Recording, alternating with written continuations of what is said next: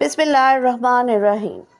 एक ऐसी मुसलमान औरत जिसने बदकारी का इंतखाब किया, इसके साथ क्या मामला पेश आया, क्यों इसे बढ़ाना दफनाने की कोशिश की गई और इसके साथ क्या हुआ, ऐसा किस्सा जिसे सुनकर आपका दिल लर्ज जाएगा। बिस्मिल्लाहिर्रहमानिर्रहीम। अस्सलाम वालेकुम दोस्तों, आज हम आपको एक बदकार औरत का किस्सा सुनाएंगे जिसे बढ़ना करके दफन किया जाने लगा तो एक ऐसा मौजज़ा पेश आया कि तमाम अफराद थर थर कांपने लगे।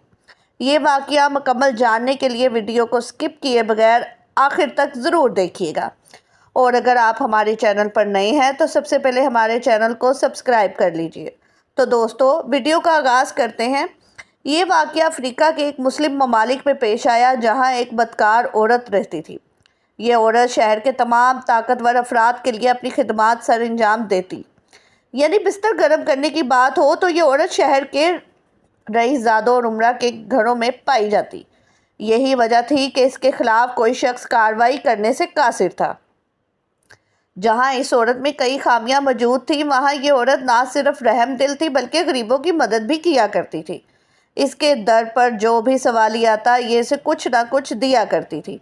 एक बार ऐसा हुआ कि एक बुजुर्ग ने इसे बदकार औरत के घर पर दस्तक दी और खाने का सवाल किया। बदकार औरत ने बुजुर्ग की आवाज़ सुनी तो इन्हें अंदर बुलाकर मुख्तलिफ किस्म के खाने पेश किए। ये देखकर बुजुर्ग भी हैरान रह गए और उन्होंने इस बदकार औरत को देखकर कहा, ए खातून, तुम किसी अच्छे घराने की मालूम होती हो। जिस पर वो औरत बोली, नहीं बाबा जी, मैं तो गुनाहों की ऐसी दलदल में फंस चुकी हूँ जिससे चाह कर भी नहीं निकल सकती। वो बदबख्त औरत हूँ जिसके जिस्म पर शहर भर के उमरा और रईस खेलते हैं और यही मेरी पहचान है कि मैं एक जिस्म फरोश औरत हूँ। दोस्तों, ये सुनना था कि बुजुर्ग बोले, बेटा, मैंने तुम्हारी आंखों में नदामत के आंसू देख लिए हैं। मेरा रब तुम्हें हदायत अता करे और तुम्हें आसान मौत दे। बदकार औरत ने बुजुर्ग के मुंह से ये सुना तो इसका दिल दहल गया और इस औरत पर खौफे खुदा तारी हो गया। इसके दिल की दुनिया ही दहल कर रह गई और कुदरत ने इसे हदायत बख्श दी। और इस बदकार औरत ने बुजुर्ग से वादा किया कि अब वो मज़ीद इस दलदल में नहीं उतरेगी और जिस्म फरोशी के मकरूब धंधे को खैराबाद कहकर एक नई और गुनाहों से पाक ज़िंदगी की इब्तदा करेगी। इस नेक ज़िंदगी में वो नेक काम करके अपने गुनाहों की बख्शिश तलब करेगी। इसके बाद वो बुज़ुर्ग इस बदकार औरत के घर से चले गए। शाम हुई और रात ढली तो वो औरत इबादत में मशगूल हो गई। रात भर वो खातून रब के हजूर अपने गुनाहों की माफ़ी तलब करती रही। जैसे जैसे वो रब के सामने गिड़गिड़ाती गई वैसे वैसे इसके दिल में सुकून भरता गया। सुबह सादक के वक़्त वो औरत पुरसुकून हो गई। इसे महसूस होने लगा जैसे इसने सारी दुनिया फतह कर ली हो। इसके दिल से गुनाहों का बोझ हट चुका था। ये इस बात की निशानी थी कि अल्लाह ताला ने इसकी तौबा कबूल कर ली है। इस खातून ने दिल ही दिल में सोचा कि सूरज निकलते ही वो पूरे शहर को इकट्ठा करके बता देगी कि इसने गुज़िश्ता गुनाहों से माफ़ी मांग ली है और अब वो बाकी मांदा ज़िंदगी रब की इबादत में गुजारेगी। लिहाजा शहर का हर शख्स जान ले कि वो अब बदकारी और जिस्म फरोशी को तर्क कर चुकी है। नाज़रीन इकरामी, इस औरत का अहद एक तरफ, लेकिन कुदरत को कुछ और ही मंजूर हुआ। कुछ यूँ हुआ कि सुबह का सूरज निकलने से पहले ही इस औरत को मौत घेर लिया और फजर की नमाज के बाद अल्लाह के हुक्म से मलकुल मौत ने इस औरत की रूह को कब्ज़ कर लिया।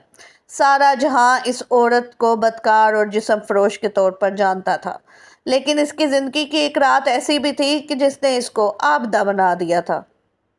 लेकिन अल्लाह ताला के अलावा इस रात के मामलात को कोई नहीं जानता था। अब तो वो खुद भी इस फ़ानी दुनिया से जा चुकी थी और ना ही अपनी नदामत की गवाही दे सकती थी। सुबह हुई और सूरज निकला तो एक खबर जंगल में लगी आग की तरह पूरे शहर में फैल गई कि फ़लाँ बदकार औरत रात को चल बसी। कोई इसके जनाजे में शरीक होने को तैयार ना था। लोग तरह तरह की बातें बना रहे थे। कोई इसे तवाइफ कहकर पुकार रहा था, कोई इसे जानिया कहता। ताहम चंद अफराद ने शरीयत इस्लामी को मद्देनज़र रखते हुए इसके जनाजे की तैयारी शुरू कर दी। 3 औरतों ने मैयत को गुस्ल दिया और शहर भर में अलानात फरमाए कि ओसल और कफन देने वाली खवातीन जब ड्यूटी सर अंजाम दे चुकी तो उन्होंने दीगर अफराद को बताया कि भले ये एक बदकार औरत थी मगर कोई इसका अमल यकीनन रब को पसंद आ चुका है, जिसकी वजह से इसके जिस्म से खुशबुएं निकल कर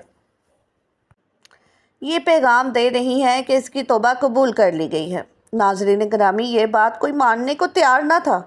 وہ لوگ جنہوں نے اس عورت کو ہر نئے دین کے ساتھ مختلف افراد کے ساتھ دیکھا تھا، وہ حیران تھے کہ ایک شخص نے یہ بات سن کر کہا کہ یہ عورت تو اتنی گناہ گار ہے کہ اسے برہنہ ہی دفن کیا جائے تاکہ اسے قبر کی سختیوں کا علم ہو اور دنیا میں سر انجام دیا جانے والے گناہوں کی سزا سے آخرت ملے۔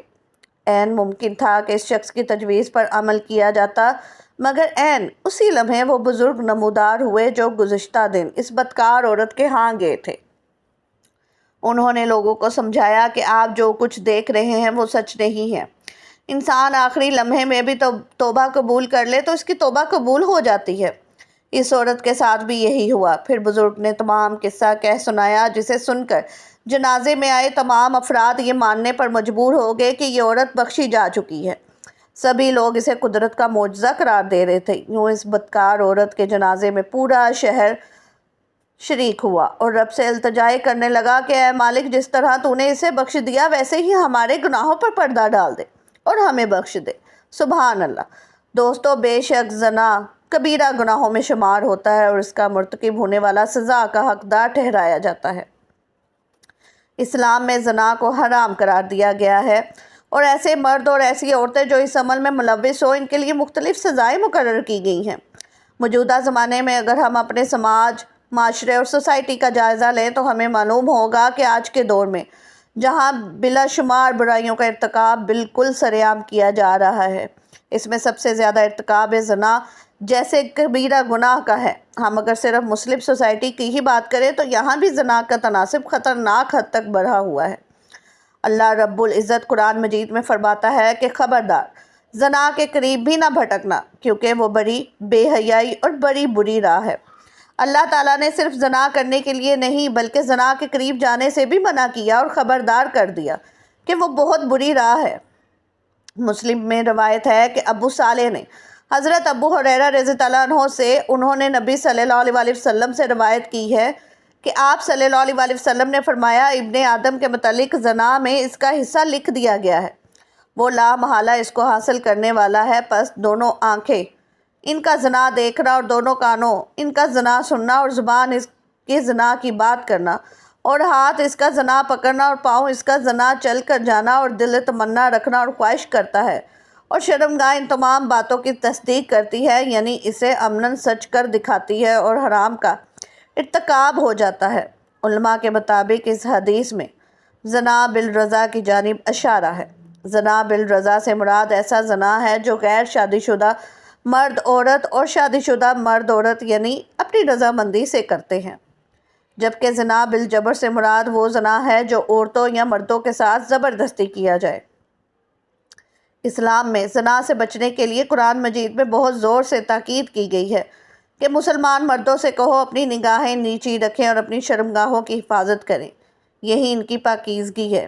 اسی طرح ایک بار حضور صلی اللہ علیہ وسلم سے اجنبی عورتوں پر اچانک نظر پڑ جانے کے بارے میں پوچھا گیا تو آپ صلی اللہ علیہ وسلم نے فرمایا، تم اپنی نظریں پھیر لو، اور بد نظری زنا کی پہلی سیڑھی ہے۔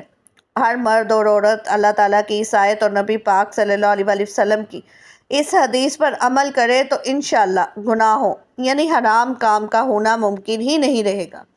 اللہ پاک سے دعا ہے کہ اللہ تعالیٰ ہم سب کو اور ہماری نسلوں کو اس گناہ سے محفوظ رکھے، آمین۔ دوستو، یہ تھی ہماری آج کی ویڈیو۔ ہم امید کرتے ہیں کہ آپ کو یہ ویڈیو ضرور پسند آئی ہوگی۔ اگر آپ کو یہ ویڈیو پسند آئی ہے تو آپ سے گزارش کرتی ہوں کہ آپ ہمارے چینل کو ضرور سبسکرائب کر لیں اور ساتھ ہی لگے بیل آئیکن کے بٹن کو بھی پریس کر لیں تاکہ آپ کے پاس ہماری آنے والی مزید معلوماتی ویڈیوز کا نوٹیفیکیشن بر وقت ملتا رہے۔